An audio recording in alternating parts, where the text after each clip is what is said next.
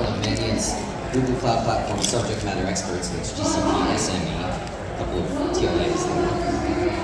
And she's really hard at work at enhancing and delivering GCP pen testing methodology. So, round of applause for Shannon, please.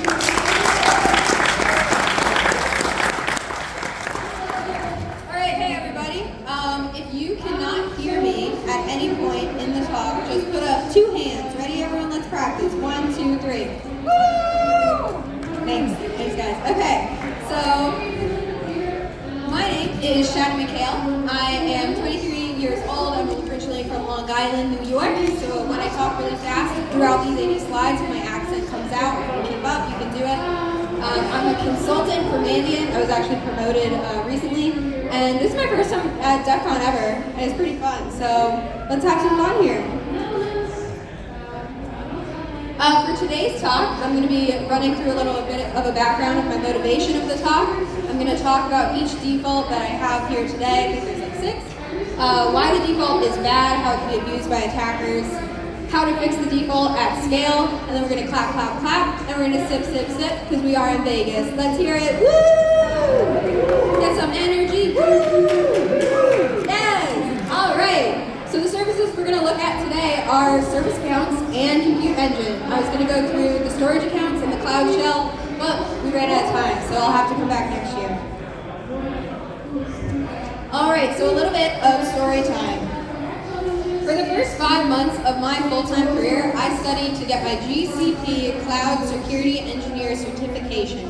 While studying, I would go through a lot of the training, I would look at the defaults, and I would go like, ew, like, this is not good. I'm gonna have to change this every single time. And I also went, ooh, this is fun for me. Every time that I'm on a red team engagement, I can look for this.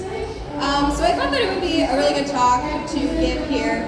And my motivations behind that were really to help the users protect themselves. So as you may know in cloud, it really is on the users to set up a really good structured environment. I'm not going to be going through a bunch of 0 days today. I'm not really here to wreck GCP. I happen to really like GCP. That's why I spend all my time doing it. And as you go through this talk, a lot of the content has already been pointed out by researchers, by Google's publications themselves and their documentation. And there's going to be I'm going to make a quick list of the defaults and how users should change them to protect themselves. I wanted them to have a quick list to look through, to just run through as an engineer or a blue teamer, to set up a systematic change across their organization with a policy, and to harden their environment.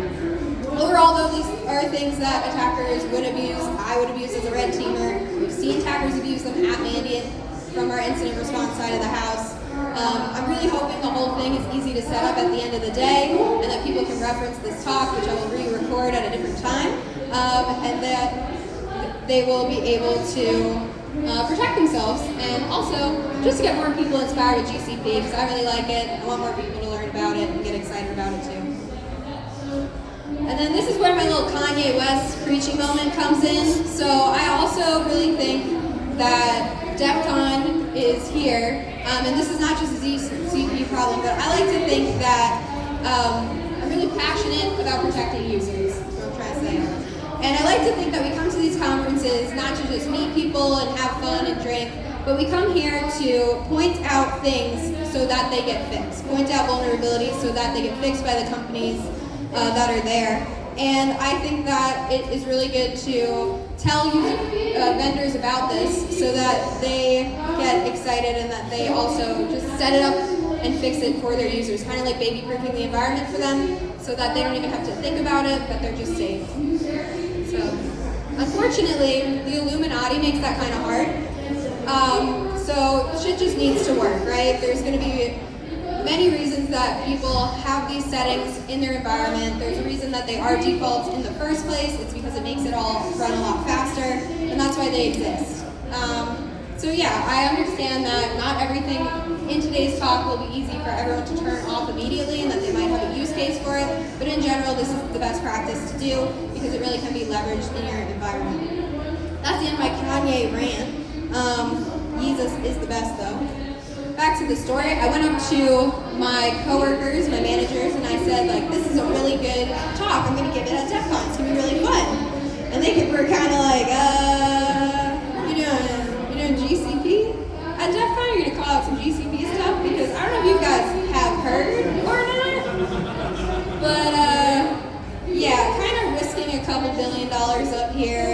biggie. So Mandy was just kind of like, okay, we're gonna just like tell Google about this. We don't actually work for Google yet. We're separate companies, so we can do whatever we want at Mandium. But they were definitely like, okay, we're gonna tell them.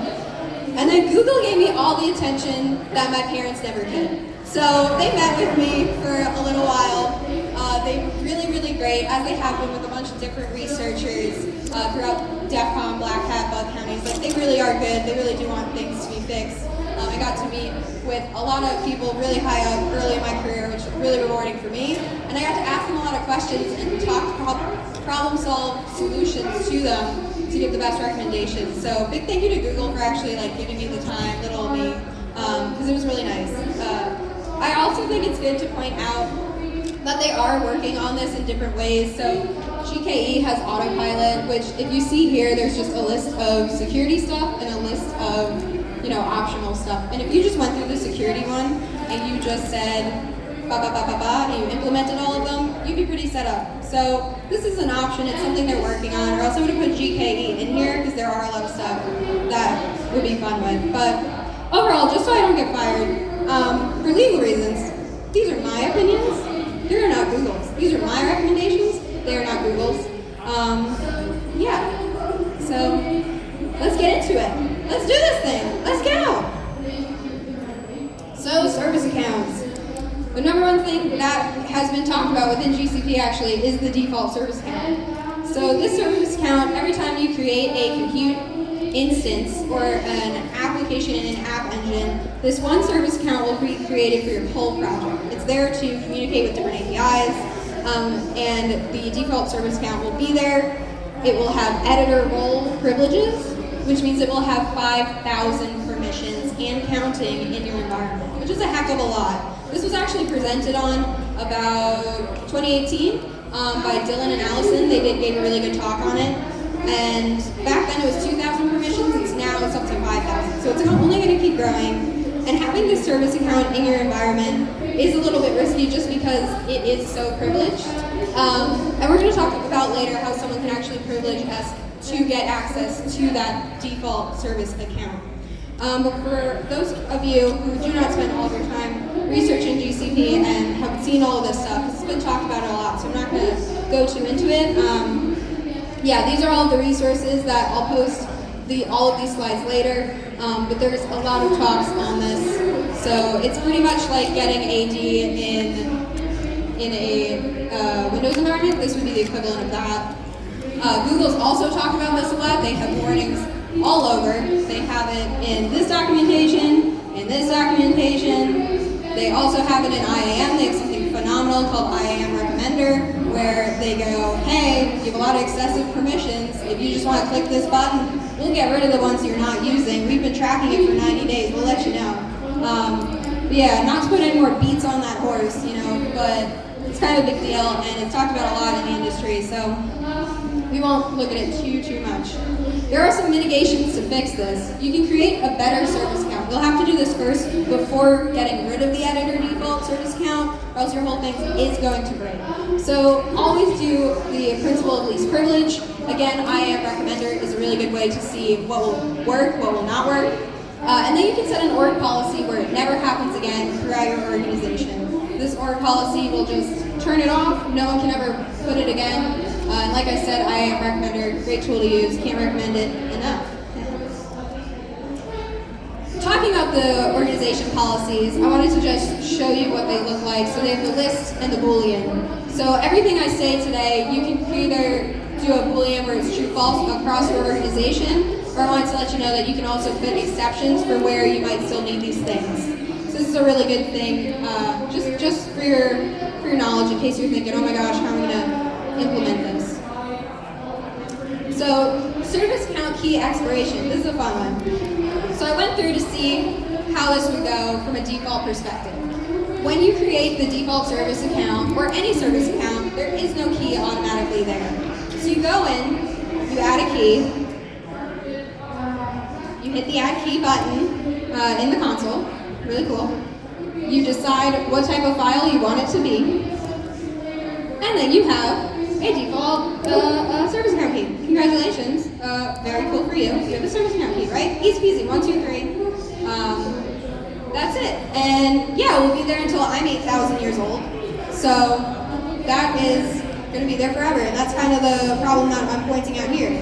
To change this expiration date, as you saw in the console, there was no option to have it within those steps. There was no, hey, how long do you want this to be here? And now that it exists, you actually cannot get rid of it. You can delete the account, you can delete the key altogether, but you cannot change the expiration date.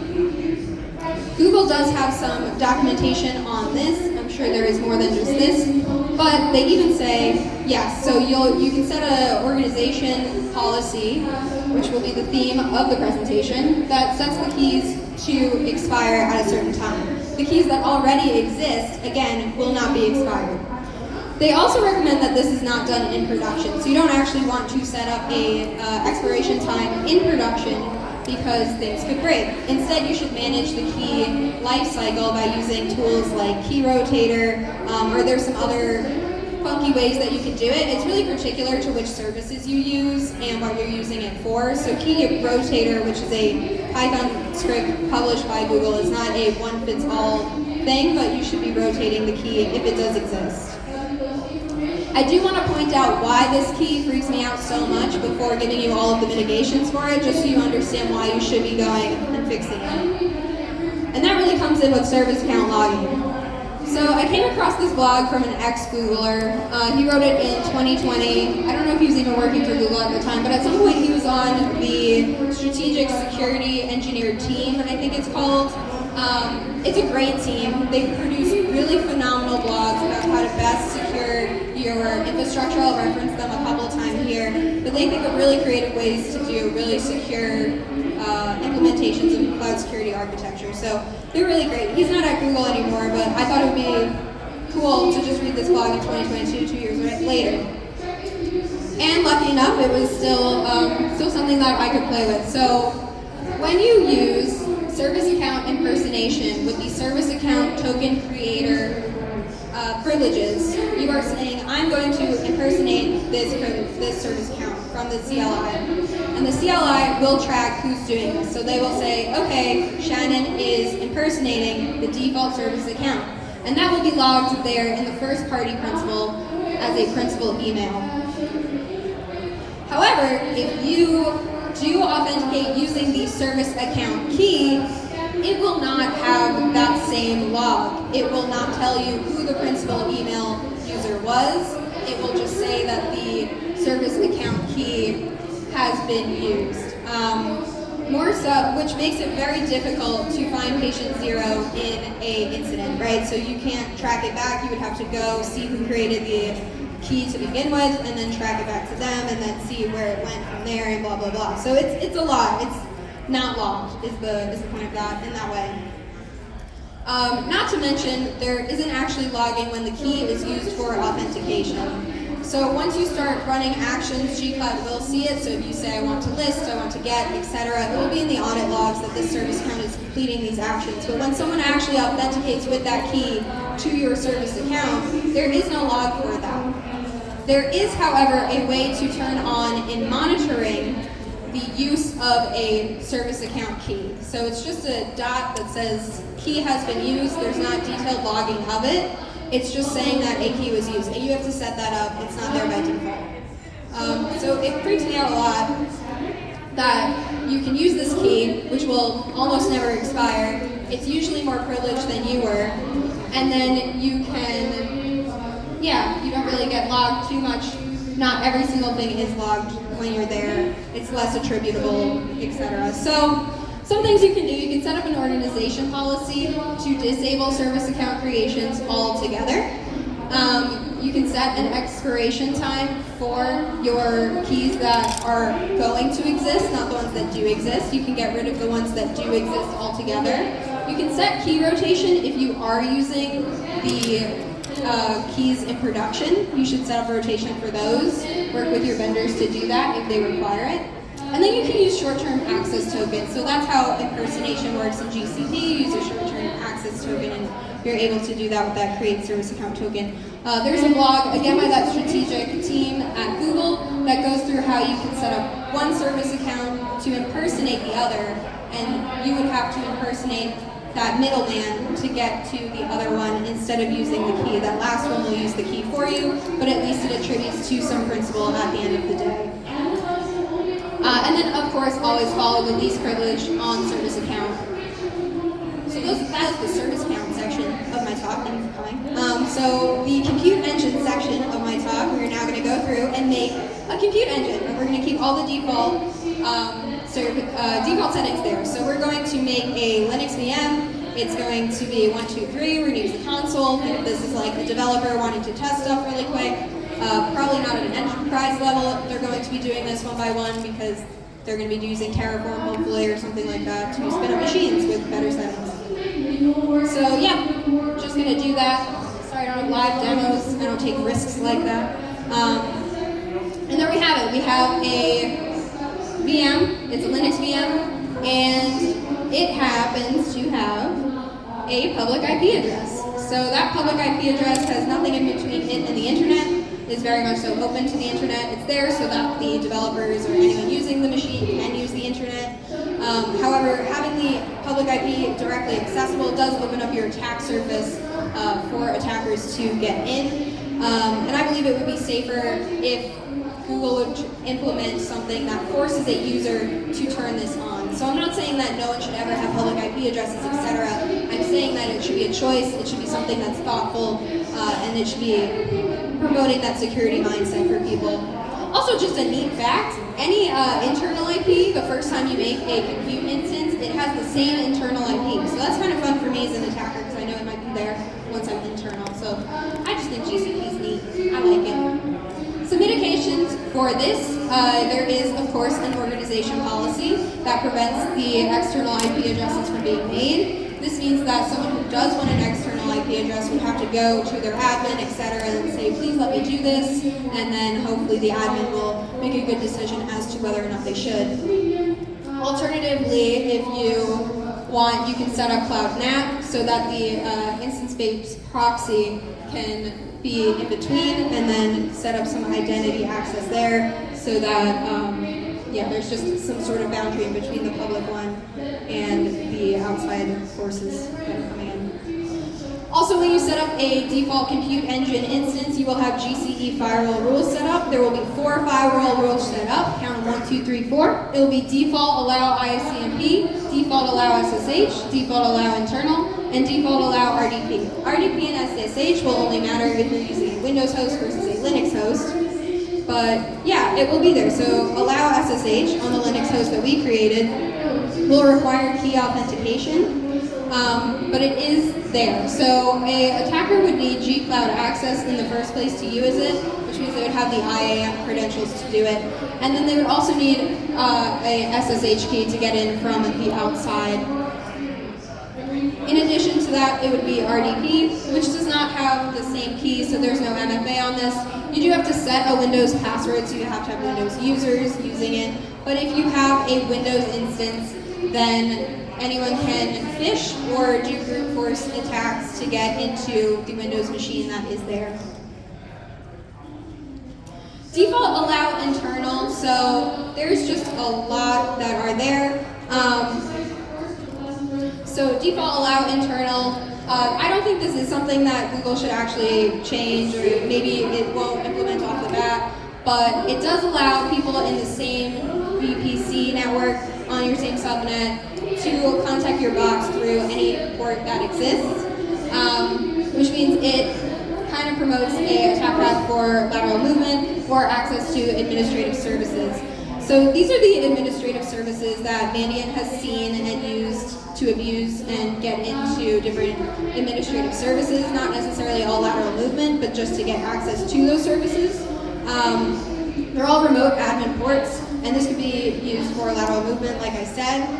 So just to set up some safe practices, it might be good to create a rule that would just block these, especially the top 5, since we're seeing so many of those be abused by attackers. We always say that this is something that you should block when we're dealing with clients. So mitigations for this configure a better default firewall rule on a per project basis. You'll have to do this. You'll have to use, you'll have to delete the old ones and then add the new ones so that they work really well. You can also do an org policy then to skip the default network creation. You can set it to true. You can use identity aware proxy for TCP forwarding, and you can also set up that allow internal and block all of those ports that might be good. And then of course add MFA on any of the administrative services where you can, such as RDP. So the default service account, once again, was created when we created the compute engine. So right there in the settings, we could have changed it, but since it was there, we wanted it to stay there. And we were just not changing any default things. We also needed it to work because I did set up a different service account. So it has those 5,000 permissions at the project level.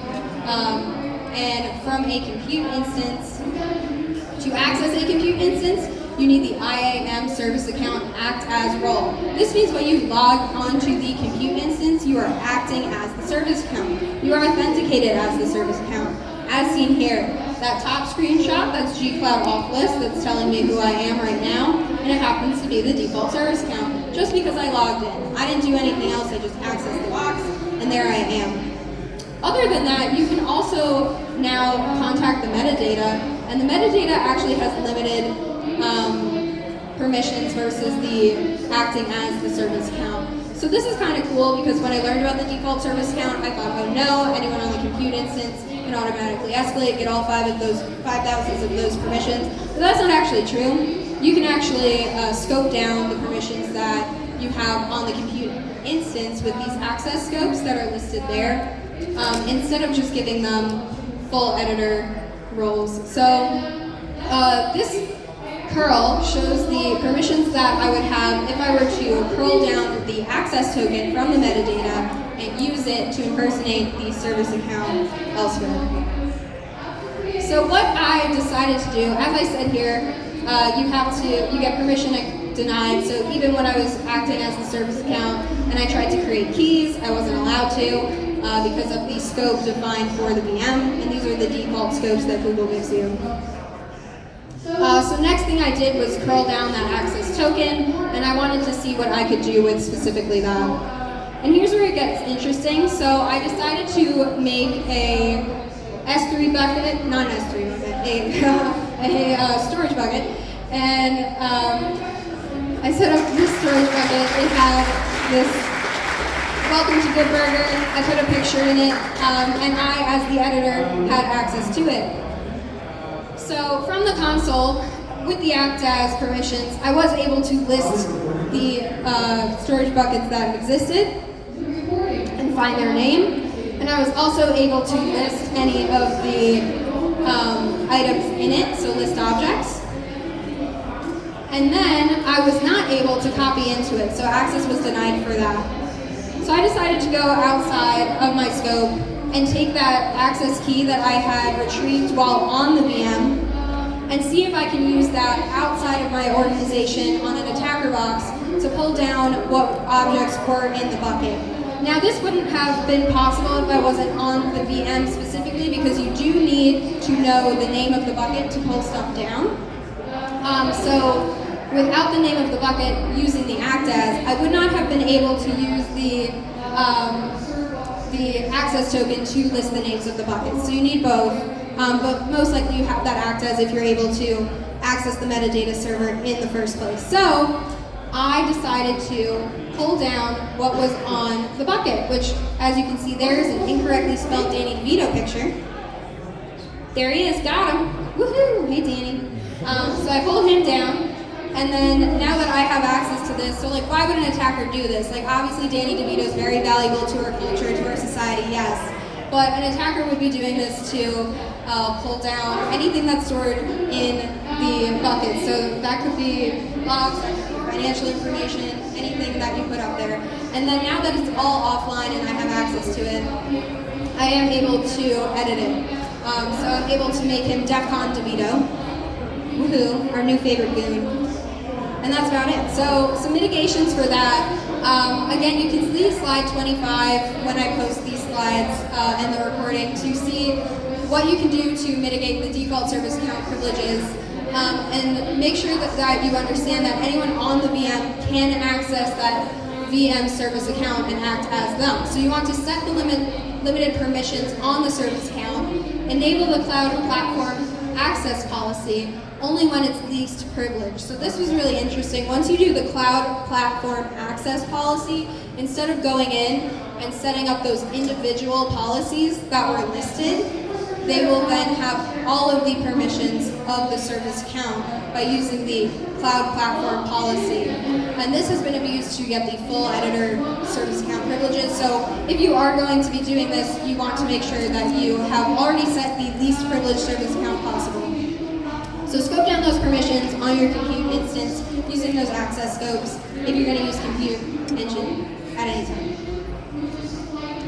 So in summary of the defaults to disable and limit the service account's default service account, the key expiration time, the logging of the authentication versus an impersonation, and then in compute engine, you're going to want to get rid of those public IP addresses. You're going to want to make sure RDP and SSH are not open to the internet. That would be cool. And then you want to make sure that your default service account and their access scopes are the least privileges as possible. And that's it. So if anyone wants to come hack clouds with me, I'm looking for GCP mentors. Not a lot of people do it, but it is a really cool cloud. You should all come work for Mandiant or do it with me, because it would be fun, you know? It would be fun. So yeah, if you're interested in that, check out my Twitter. Got some referral links up there if you're looking to red team cloud. But that's about it. Thank you so much for your time. Any questions?